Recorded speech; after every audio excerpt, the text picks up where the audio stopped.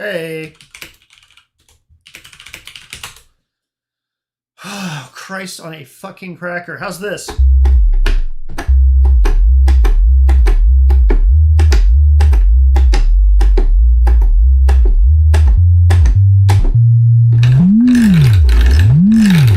We got some bass? Is there some fucking bass now? All right. Christ. Now, the only reason that this stream might stop is, or not stop, but pause, is because I have a Costco order, and it's really important that I get it when it comes here. So, I think my fucking dog will let me know, but I gotta keep an eye on my phone. Okay. So, we're talking about bass. Let's go back to our channel here. Okay, this is Sub Lab XL. Right now I have it set up to create a perfect sine wave, which, as you can see here, is just a big old hump. Just a big hump. I'm playing C0 right now, 32.8 hertz. There's nothing above this. There's no extra stuff up here. There's no extra harmonics. If I switch to the saw, we would see all those extra harmonics up there, and it would be not just bass. Okay, so how low can I go with this? Well, this is C0. If your headphones are playing this back for you right now, if you can actually hear it, then congratulations, you have some headphones that can reproduce bass. Remember that the lowest that we can hear, or feel, so to speak, is 20 hertz. We're at 32 hertz right now, around 30 hertz. So I'm going to go down until you can stop hearing this.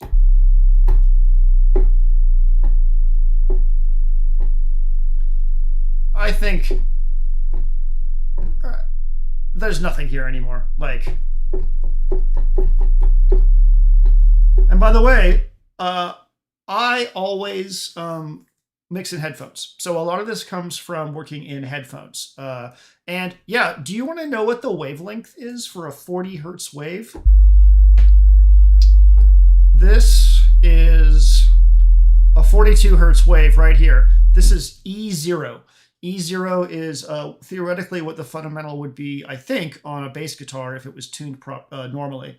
So the wavelength for that, meaning the actual like wavelength of the physical wave, is like 100-something feet. Like, it's insane. Let me look it up real quick, actually.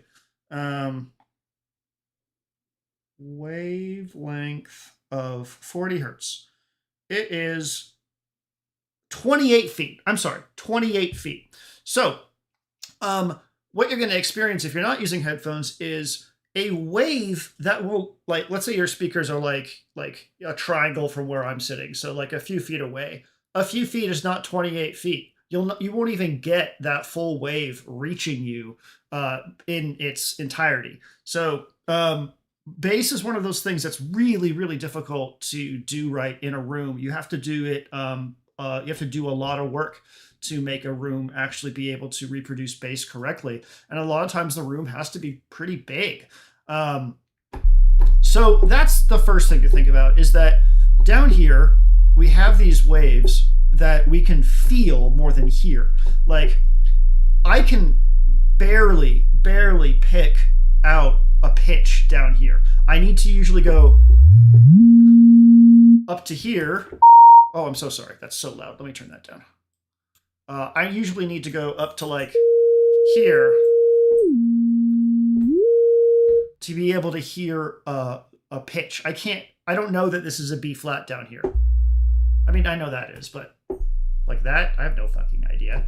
I have no idea. This is a C. So just weird properties of bass, right? Like, you really need to know what this stuff feels like in your headphones. You have to start to understand what this feels like, because a lot of what mixing comes down to is literally the physical sensation of these waves hitting your ears. And of course, you know, since I'm working in headphones, I'm very, very close to these when I'm working in them. So I have gotten to know what these waves feel like at different frequencies. So we have, you know, like, let's see. This is around 82.5 hertz. This is going to feel like a lot of bass as well, but not as much sub. And as we go up, we got like mid-range, and then eventually we get to the really piercing stuff up there. So the first step is to start to understand what frequencies feel like when they hit your ears in the monitoring thing of choice. And of course, with headphones that are decent, like these are MX50s and the DT770s or like other like reference headphones are going to create bass that you can hear, and that's important. So what does this mean for our like multiband processing or like listening to different things? And what does this mean like in general, like when we're trying to listen to bass and understand like maybe when something's wrong? Well, let's look at some sine waves with a instrument that can reproduce polyphonically. So I'm going to take this analog in here and I'm going to play a G0. This is around 50 hertz. Now, remember that in music, if you play two notes right next to each other, like a half step apart, things feel pretty weird. You get these kind of like beat frequencies.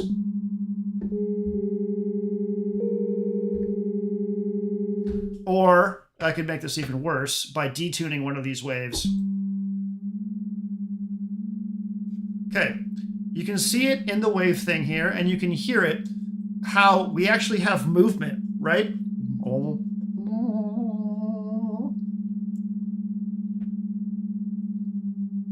The closer we get, the longer that perception of movement becomes.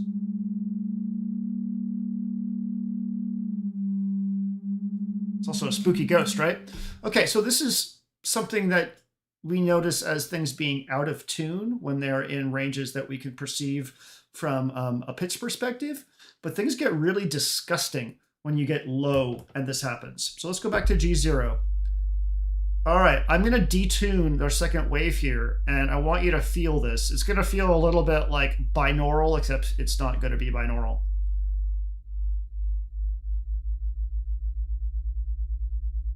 So same effect, we get that really disturbing kind of bo down here, right? All right.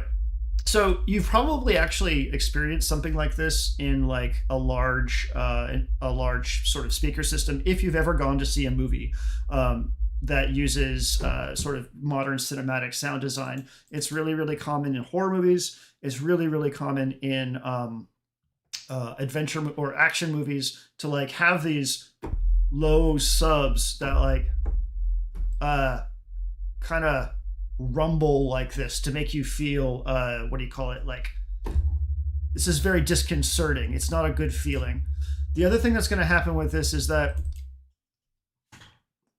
if you can envision, like if you've ever been to a club or a place where like live electronic music is played, like, or like where you've been to a place where you can feel music on like a really big system, being able to like put yourself sort of physically back in that space, sort of like project what it felt like and try to remember like the way that like a kick felt like when it hit versus the way the bass felt. Like it's very unlikely that you ever intentionally heard anything that went like this.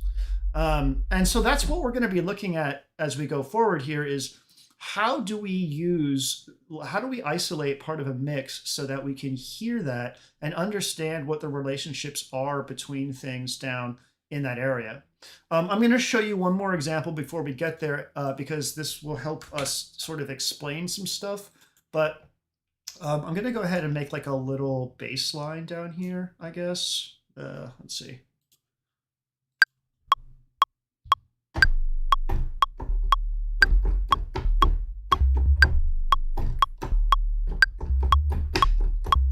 Okay, so I'll pitch that up a bit so it's all in the audible range. I think I was a little far down for all of that to be audible, even for me. So loop that. We're going to turn down our metronome because, gosh, it was loud. And then we'll quantize this. And then let's bring this up to maybe C0? Nope, that's too low.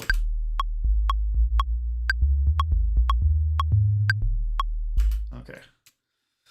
This needs to get moved over. This should be here. You can already hear the overhang of these notes making our bass line a mess.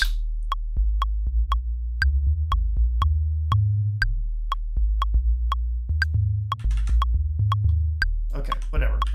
Just move these over to here. Okay, great. So one thing that I always do when I'm programming bass lines is either one, don't have these overhangs unless you're trying to do something like with legato or whatever. But the other thing you can do to make this really easy is go into the voice mode of your synthesizer and change the voices to monophonic. And now only one will play at a time. So you can see here,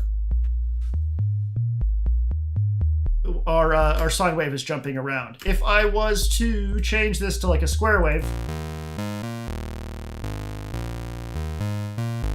we would lose the doubling of the power of that one sine wave, but we'd have more upper harmonics, and we'll talk about upper harmonics in a smidge. Now, the reason I'm doing this is because I want to show you what happens when we add a kick to this. So I'm going to take this EQ and put it on... I'm going to grab a Fab Filter EQ so we can watch it. Oh, wait, no, I know what I can do. I can group this with our kick. So let me go grab a kick. I'm going to use the kick designer, the drum synth kick, and we'll just go ahead and make ourselves a little loop real quick. Schwump, donk, donk, donk, donk. All right. So if we group these together and grab our EQ and put it here, we can start to see how our bass and our kick start to interact with each other. And we can see our bass down here, right? We can see that it's low, and we can also see that it's hitting louder than our kick. Our kick is right here. So how would I want to make these have a more of a better relationship with each other? Well, I would probably want to move my kick down a bit, because I don't want I don't want on a big system or on any system where people can actually feel this, I want my kick to hit in this, like the sub to hit in the same place where like the lows of my bass would. I want them to have a relationship. So I would have to go into my drum synth here and pitch it down until it was around where the low of my sub is. And the next thing I would need to do is probably either decrease the volume of my bass or increase the volume of my kick somehow. So the reason for that is, see how we're still peaking over where the kick is? So remember, our kick is right there. I don't want my bass to completely overshadow the low end of my kick. So I could come in here and I could like maybe add a little bit of drive. Oh, that's not it. I think I would just turn down my bass. So that's generally how I like to think about low end in my tracks. I try to let the kick, especially in dance music like this, I try to let the kick take a little bit of decibel, be a few decibels, like maybe just a smidge higher than the bass, and then make sure that they are in a good relationship with each other. I want the kick to represent the transient thunk of my low end, and then I want the bass to come from that. And another thing you might find here is that if I was to increase the length of this kick, like the decay, so now this kick has like a really long decay to it, right? When I introduce this sub bass back in, the sub bass is just like, it sounds like it's just disturbing the low end. And I can make that really apparent by doing this. Do you hear this sort of like disturbance in that, do you hear that disturbance in the frequency down there, that fluttering, just like what we had before? I'm going to shut up and just let it play for a second. Turn this up a bit.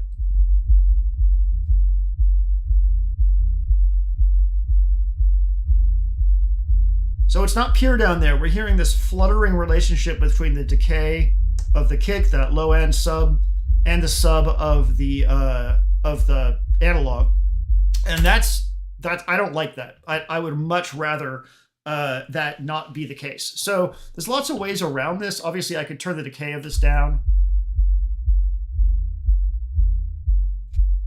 And now those have been minimized a little bit. The other way that people will deal with this is with a sidechain, right?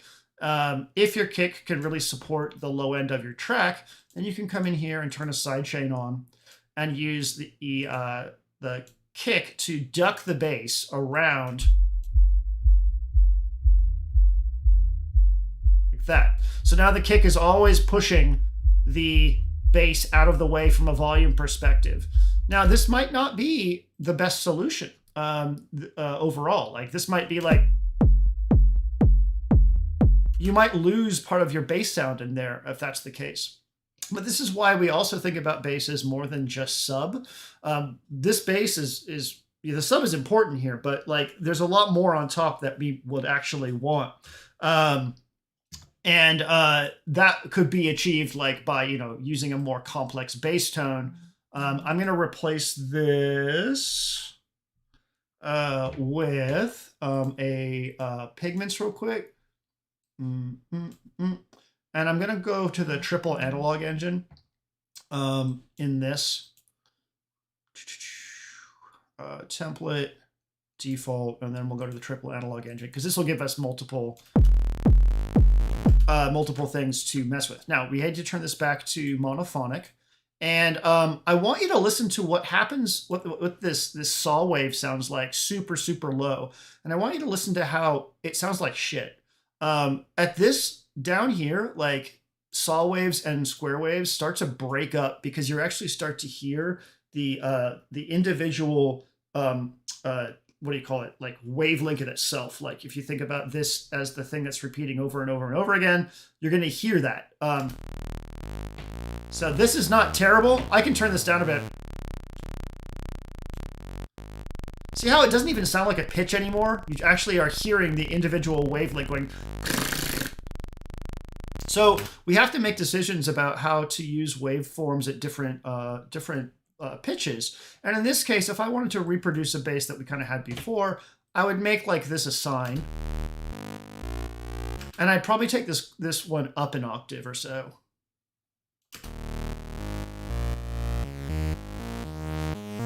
And then I would make this one a sine maybe as well. And I don't know if we can get away with an octave down or not.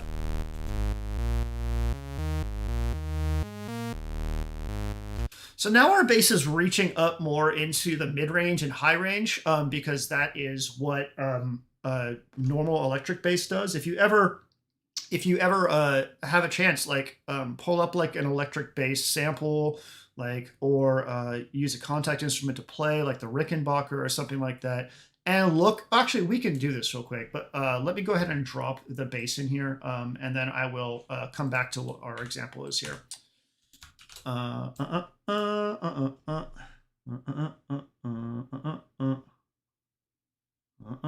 Okay, so let me go into packs, guitar and bass. We'll come back to this in just a second. Sounds, bass, electric bass open. Okay, so then of course, like for a classic saw bass or a classic bass here, we would take the cutoff frequency down and then apply a filter or an envelope to it, so that we get the best of both worlds. We get that big ass sub, but we also get a little bit of high frequency there. And you'll see that we have some harmonics up here.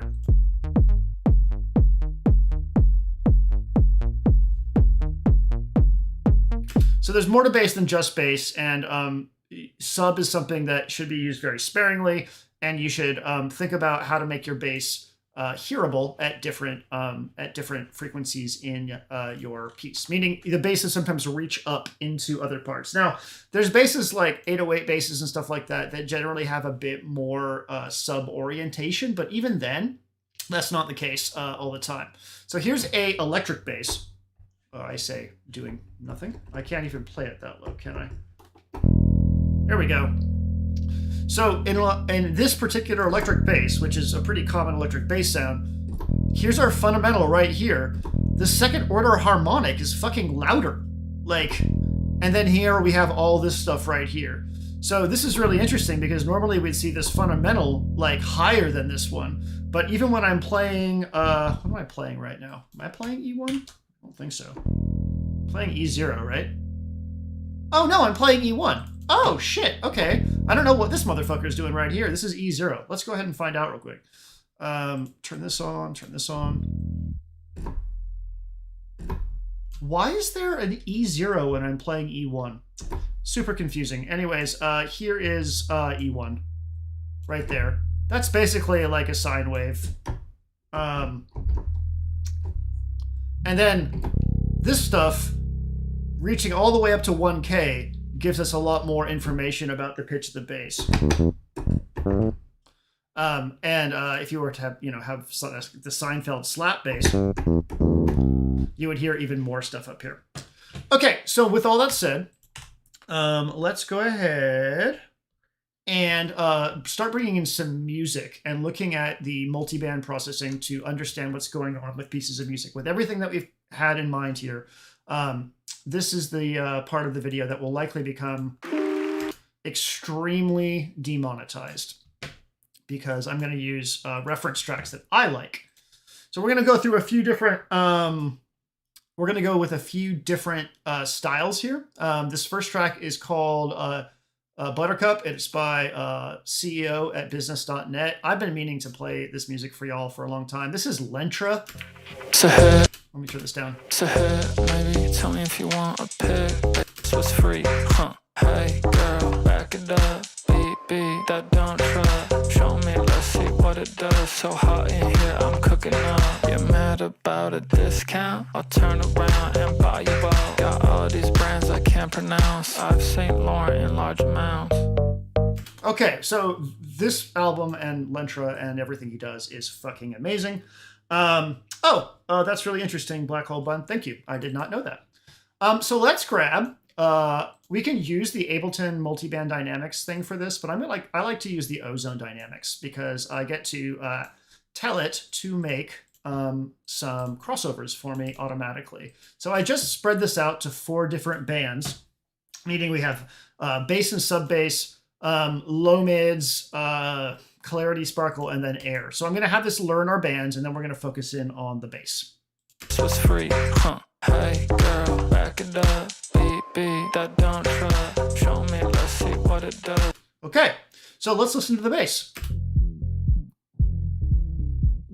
What do we hear? Well, first of all, the kick is nice and isolated. Feel like how the kick is just like, it has nothing fucking with it. And then we have that low end organ bass that is definitely present down here, but it's not fighting with the kick at all. So this is what I would call, like you're thinking about the relationship between the low end of the kick and the low end of the bass. And this is why this is really, really interesting, because I don't think we'd ever really like think about this particular relationship, or even it's hard to hear it with all the other music stuff going on. We could take this even farther down to learn more and more about the subs.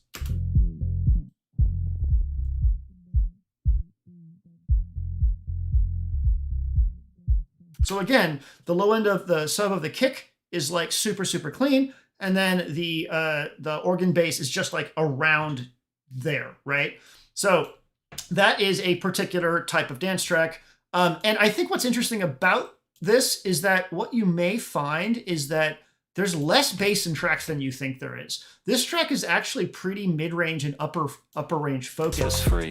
Like, let's listen to the mid-range real quick. It's free, huh? Hey girl, back it up. Beat that don't try. Show me, let's see what it does. We've got some of the drums in there. We've got the rest of the organ bass in there, but the vocals are the loudest thing in this band, and they are like super present compared to everything else. Tella Allen, this is Ozone from Isotope. This is Ozone 9's. Basically, if you get the advanced versions of this stuff, you get access to the individual plugins. And I use this all the time just for this purpose.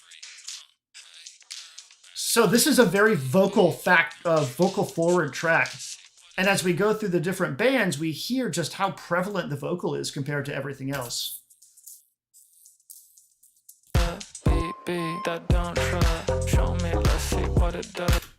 To me, especially with dance music, the most important parts of the mix are the bass, the drums, the bass, and then the vocal, and that's how I mix. Basically, is in that order. Let's go find another piece. Let's find. Go out of here. Let's see how demonetized do I want this video to be? Let's see. Reference track. Sorry, I lost it real quick. Let's listen to a gunship track. So turn off warp. So this is a classic synthwave track done in gunship style, which is not the only way that synthwave has to be. There's some very clean synthwave. Gunship tends to be a bit dirtier.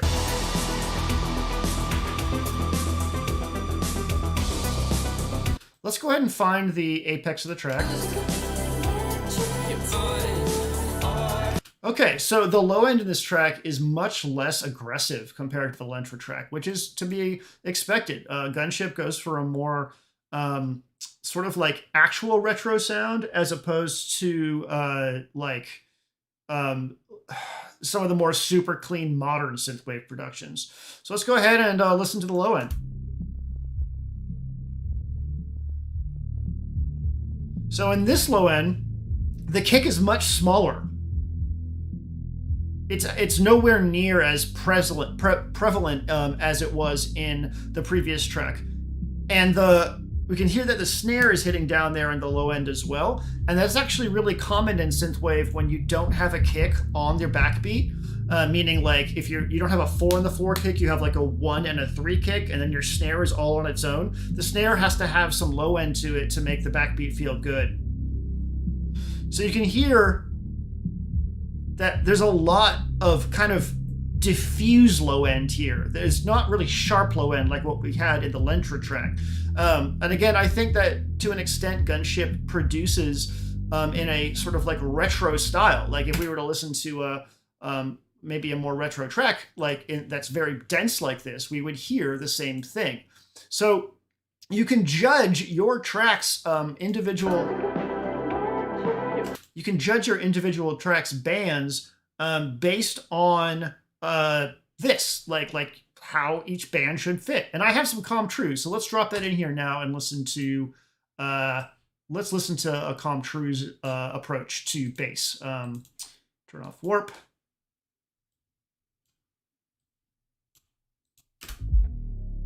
Okay, so here we have much more close to Lentra. Big, clean kick. And then the sub dances around that. But it never fucks with the kick. That's because you want the kick to have its own place in this kind of music. On a big system, you want people to feel that kick. And then you want that sub to come in and bloom around it. So, like I expected, Com-True's is doing something much more akin to like modern production as opposed to Gunship, which is keeping it retro.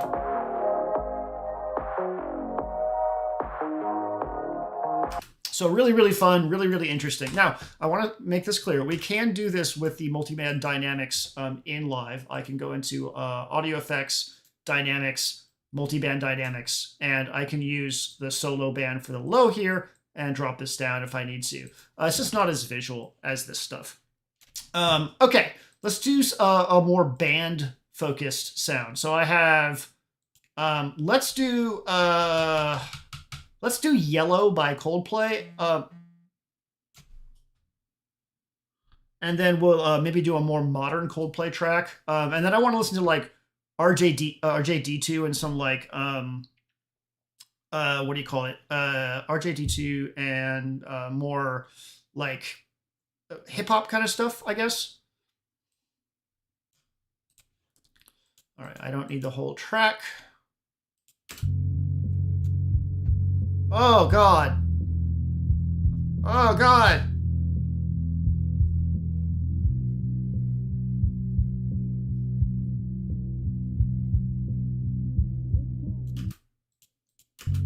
That's gross right here.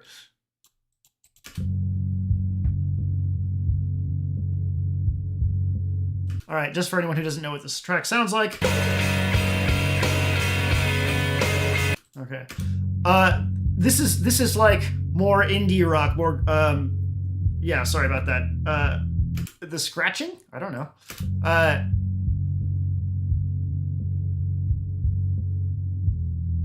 So you can hear the fluttering here, right? You can hear the kind of like beat frequencies. There is a lot. Yeah, Sarkis, that's a great way of putting it. There's a lot down here. The guitars are down there. The kick drum's down there. The bass is down there. It's all just kind of flubby. And this is the difference between, well, an older album produced in a more independent way and something that's done by rock musicians as opposed to electronic producers.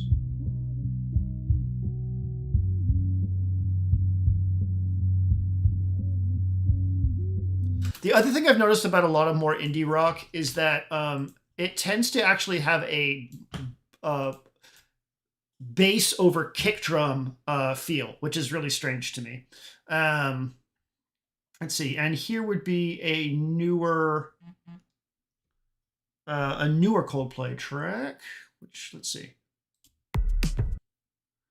Yeah, so I love this track here, and we're just going to go ahead and listen to this. This actually combines electronic and sort of traditional drums. But again, there it is, right? Like there's that like kind of fluttering. It's cleaner and more punchy than their previous tracks, which is to be expected. But you can hear just like it's all over the place. This is what this track sounds like. And what's funny is the track itself, I'll play it again in just a second. The track itself is like clean as fuck. Like when you listen to the whole mix, it's super clean. But then when you listen to the bass, you're like, wow, there's a lot of tension down there. Oh God, there's some weird stereo shit going on there too. Not a big fan, but I do love that mix. I think that mix is super, super clean. I just never listened to the bass before. Okay, so let's go to RJD2. So this is going to be more like sort of like classic boom bap kind of stuff.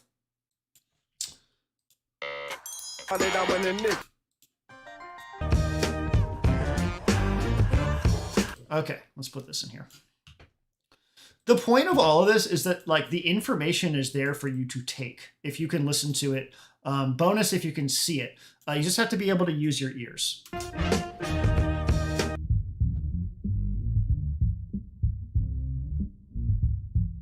So this kick drum's a little bit more subdued than some of the electronic ones we've heard. How do I get the references? Great question. I buy shit off Bandcamp. I buy a ton of music off Bandcamp as AIF files. What was that with the Ableton Multidynamics? I'll go back to it in just a second. There's two places I've got reference tracks, Bandcamp and then hdtracks.com. I've bought like Massive Attack and some older albums from there. And you can get them as waves, AFFs or FLACs. Do not get MP3s if you want this process to be useful. What I was saying about the Ableton Multiband Dynamics is that I can come into here and drop this, and I can solo the low band down here, and I can listen to it, but I don't get the same visual information. I could, of course, drop a EQ on here, but you know, I've just been using the Ozone stuff for so long that HDTrack still exists. Yeah, I mean, it did at least last year. So the thing about this kick, and I'm not surprised at all, is that it's a bit boxier than the previous kicks we've listened to in electronic music. You know, boom bap usually uses like sample-based drums, and those kicks are acoustic usually. So you'll rip a drum loop or something, and then you'll restructure it. yeah, I mean, the same link will be available forever. You know, it's not going down. And I'll post these to Patreon as well, so people that haven't watched can watch it. But when we get down to the low end here, the kick is still reigning supreme, which is great. Oh yeah, good tip on 7 digital. Okay, so that's a hip hop track. We're gonna do one more because I think my Costco order is going to be here soon. So reference tracks. Let's see. Let's listen to an Underworld track. Maybe. Let's see. What else do I have? Oh. Let's listen to Wet Leg real quick, and then we'll do 2 more. I want to know what the low end of this sounds like. This is a very modern indie track.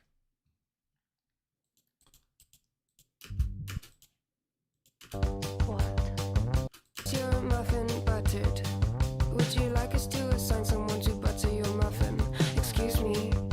What? Excuse me. What? Hey, you over there on the So our bass isn't in yet. Just kick. It's about to come in though. Let's listen to what happens. Yeah. Let's feel it. So a similar profile to what we got out of the Coldplay stuff. A lot more kind of fluttery, but this is actually a really clean mix. And indeed, it is clean as fuck.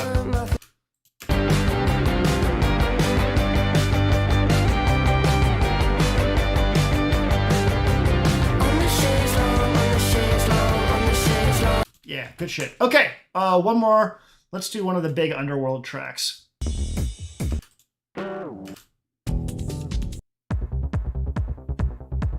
No, maybe not. Fuck. What would be a good ending for this?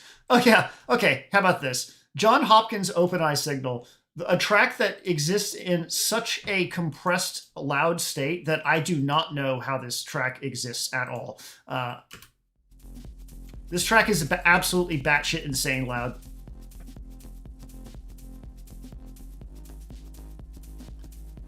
All right, so this track has the most just persistent drone of sound.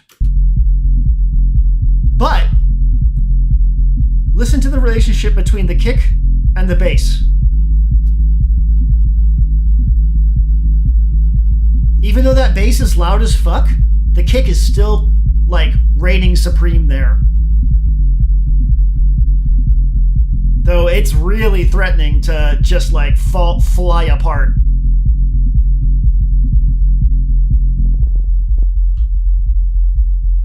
God, that's so fucking crazy. So you have to think when we're like this low, like this is what you would hear if you were like, you know, outside the venue. This is what the room would be doing. You would be resonating the entire structure like this. So if you can kind of do a little bit of like mental projection as to like what you would want.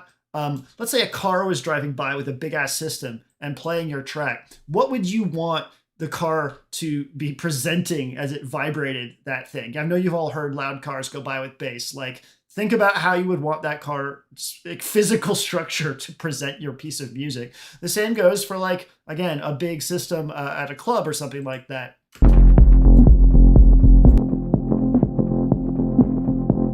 Yeah, the reason that this kick is sticking out in the mix still is because there's a shit ton of information right here. That the click of the kick is really prevalent down here.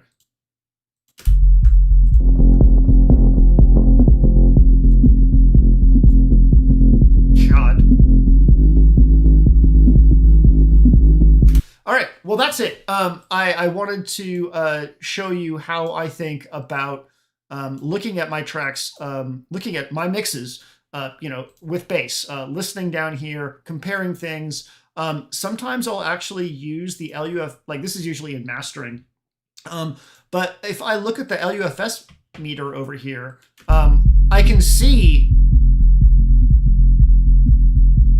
that the overall loudness of this down here, at least in this track at this point, is around -9.9. So if I had a mix that could support matching this, and I wanted to try, I would know that my target LUFS level for my bass might be around -9.9. That's going to be hard because this track's also been mastered, so it's always not a perfect science. But what you can do is go through the track and see what the LUFS level is for each segment. And then you have a loudness sort of structure. And this is what tonal balance control does, right? Like this is what, let's see, plugins, tonal balance control. This is what this does. So if you have the isotope stuff, you can actually load, like I have, like, do I have any EDM? Yeah, I have I have a Comtrue's track in here. It actually analyzed the loudness curves for each thing. And when I play this,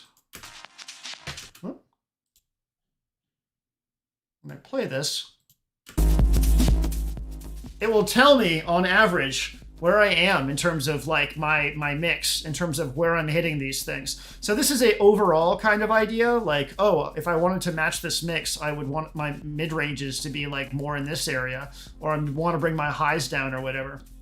But really being able to like observe the relationships down here, both from a like listening perspective, but also from a visual perspective, because I can see where frequencies are hitting. And that's really, really useful to me. I like to use my eyes.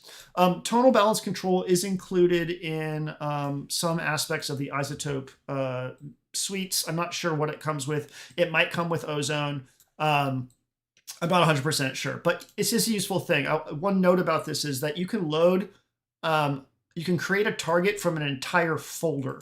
So if I came in here and I went into where my reference tracks are, and I said reference tracks, and I said, hey, I want you to make a target out of Stuart Walker's live extracts.